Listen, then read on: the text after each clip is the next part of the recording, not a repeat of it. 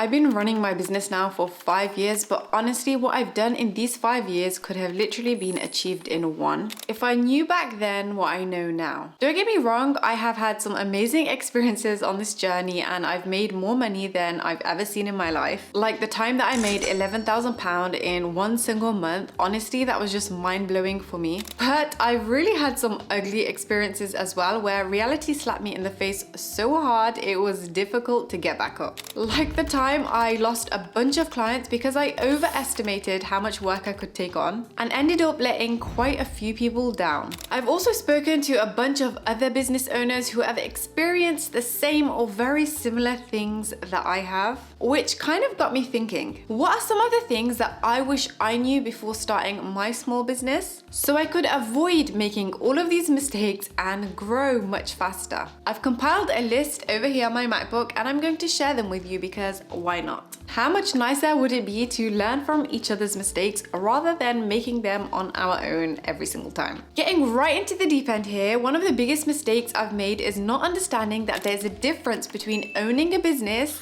and owning a job. Or there's a difference between working in your business and working on your business. You probably think you own a business, but in reality, you've just created yourself a job. That is really like any other 9 to 5, probably more stressful than a regular 9 to 5, because we are often not as kind to ourselves as a regular employer would have to be. I was personally really able to grasp the idea that I was a job owner and not a business owner when I read this book. The E-Myth revisited why most small businesses don't work and what to do about it. And what this book really helped me understand was that many people start their business only knowing a technical skill. Like for me, my technical skill was I knew how to grow social media accounts, but I had no idea how to run a business. For you, your skill might be something like baking or web design or graphic design. And you go into your business only knowing how to do that thing. So you gravitate more to just doing that because that is your comfort zone. Like for example, a baker that starts a baking business just ends up baking all day and night.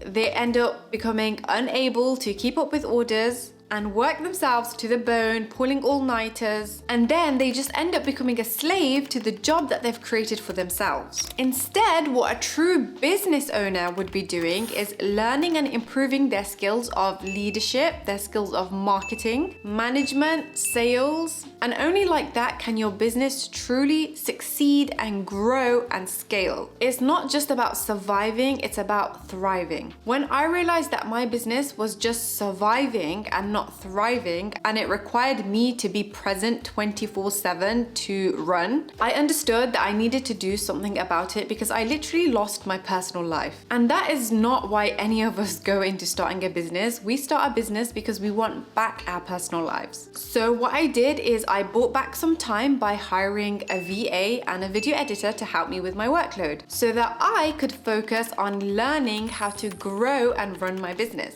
And to be completely honest, I still find myself falling into doing technical work because I know I'm good at it and it's just my comfort zone, so I naturally gravitate towards that. But obviously it's a work in progress and I'm constantly trying to remind myself that I have to be a business owner and not a job owner. If you are interested in reading this book, I'll leave a link to it in the description below. I very highly recommend you do. It has changed my perspective on so many things. So remember, work on your business and not in your business. The second thing that I also wish I knew is that hard work doesn't necessarily equal great results. I used to think that the more effort I put in, the more work I do, the better the results, the more money I would make and the more success I would have. So every single day I would wake up in the morning and try to make sure that I was being productive and I was working hard. So I stupidly just ended up doing things that made me feel like I was hardworking, like over planning my daily tasks or organizing my emails, until I realized that what I was doing was just busy work to make myself feel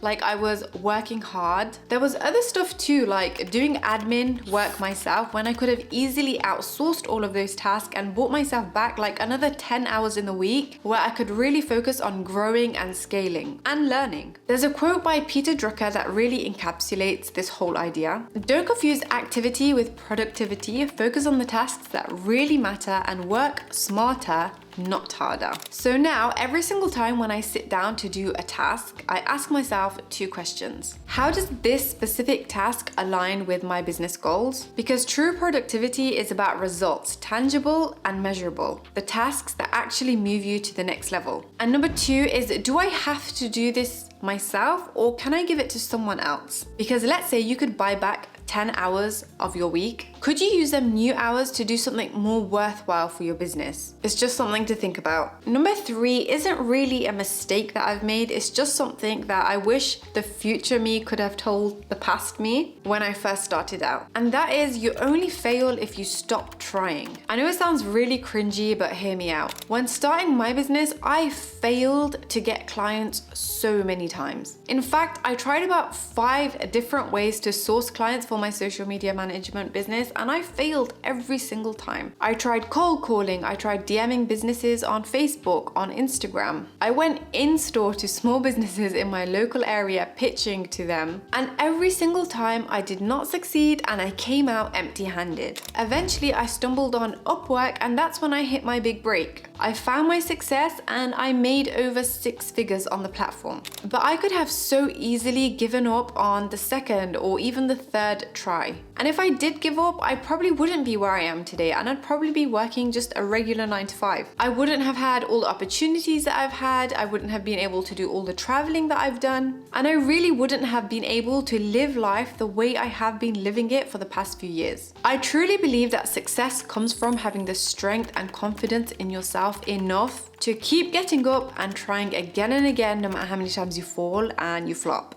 And it does take a lot of strength and self-belief to do that. I'm not gonna lie, I have constantly doubted myself, questioned what I'm doing, and worried about failing. Even now, I have a lot of self-doubt sometimes. But what I've accepted is that it's okay for me to feel all those very natural and human emotions of fear. However, what's not okay is letting that fear dictate my next step. So be scared, it's completely fine, but turn that fear into something worthwhile. Another thing I also wish I knew is that learning never ends. You can never know enough. And setting yourself time to learn is just as important as every single other task in your business. When I first started out, I thought I should just do, make mistakes along the way and learn from my mistakes. But I couldn't have been more wrong. There's information and education out there for every single step you take in your business. So why try to waste time figuring it out when you can literally go and learn it from someone else and then get it right the first time? It's like trying to become a doctor by trial and error and never going to medical school. It's just going to take you so much longer to get there, and probably some of the mistakes you're going to make are going to have like detrimental effects and huge consequences. Even thinking about doing that is just so dumb in our minds, we wouldn't even consider it. So why is it when it comes to our business, we just think it's okay to figure it out? If you want to learn marketing, read $100 Million Leads, How to Get Strangers to Want to Buy Your Stuff by Alex Hormozi. If you want to learn leadership, read Leaders Eat Last by Simon Sinek. You want to learn how to build systems in your business, read Good to Great by Jim Collins. You want to learn how to market your business on social media? Subscribe to my channel. There is information out there about every single thing, and the value you get for such a small price honestly should be illegal. The moment I stopped trying to figure it out myself and taking way longer than I needed to was the moment that things just started to move much faster for me. And the moment I realized that I was doing it all wrong was when I watched one of Ali Abdaal's podcasts where he was talking about how he made over £1 million selling his part-time YouTuber Academy course. He said that he and his team followed the entire book, $100 Million Leads, How to Get Strangers to Buy Your Stuff, like a manual, literally page by page, step by step, to package and sell his course. And that year they hit record sales. It was after I heard that I started to take education much more seriously and incorporated it into my daily life. Something else absolutely no one told me, and if they did, it would have saved me so much stress and anxiety, is that your business growth doesn't just go like this. Sometimes, actually almost all the time, your business growth goes like this.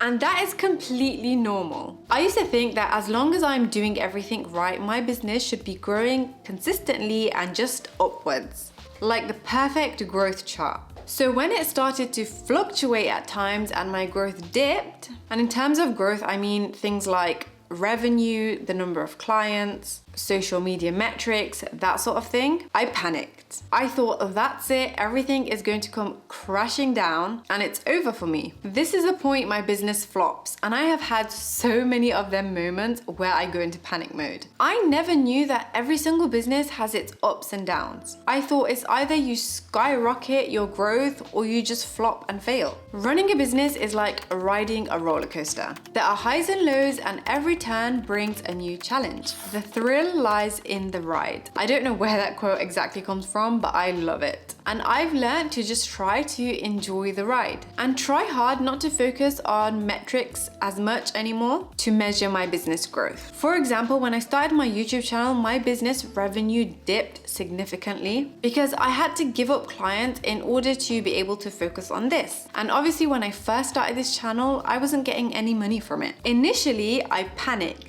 But now I realize that my business isn't not growing. It's just heading in a new direction that, fingers crossed, will hopefully become the catapult to even more growth in the future. I just have to ride the waves, and honestly, with enough determination, I will be on that high again. So remember that your business growth is a roller coaster and not a spaceship. I'd really love to hear what other things you guys have learned since starting a business, so that my little community here on YouTube, which is you guys, can learn from each other. So let us all know in the comments. What is one thing you wish you knew before starting your business, and who knows? That information might be a key to success for someone else and open new doors for them. Also, let me know if you like these types of videos. I know I share mostly social media growth tips, but I also have a great interest in business growth as well, and I feel like I can add value there. Is that something you guys would like to hear more of from me? Let me know in the comments. And with that, I guess I'll see you next week if you're subscribed.